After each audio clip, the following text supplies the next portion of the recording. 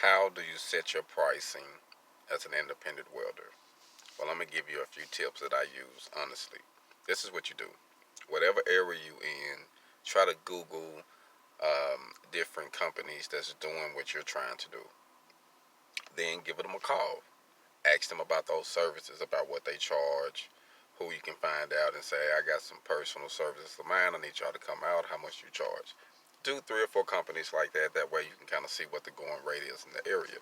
And if you're independent, say if the rate in the area for an average service call, the cheapest you can get one is an hour, it say is $125.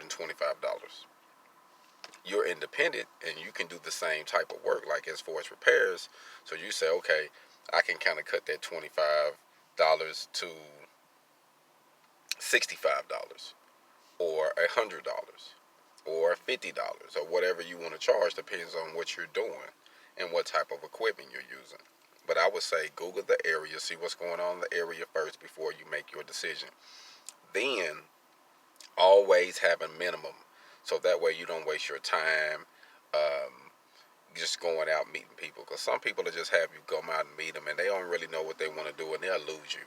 You know what I mean? And then you don't waste an hour, 2 hours, or 3 hours in gas money and your time. So charge for your service call. Say, hey, I charge $75, $65 just to come out and talk to you. Then you can charge if I'm coming out for a service call.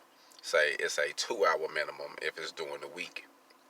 If it's on the weekend, charge a 4 hour minimum. That's what I do. That way, it's worth your time. Say, hey, if I'm coming out, it got to be at least this much or it's not worth me. Even though it might take you 2 hours to do this job or 3 hours, you still charge that 4 hour minimum.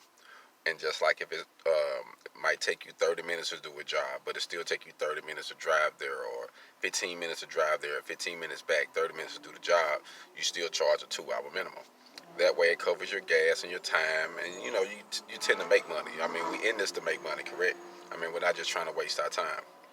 And always remember this: value your prices. Stand on your prices. Just like if you go to a convenience store or you go to a shopping center or whatever, you can't bargain their prices. If it say it's $100, you can't go and say, "Hey, I got 85. You think you let me get the sweater?" It don't work like that. I mean, you have to pay them for what it is because it's quality, and they might already have it on a discount. So, whatever your services is, whatever your prices is, stand on them.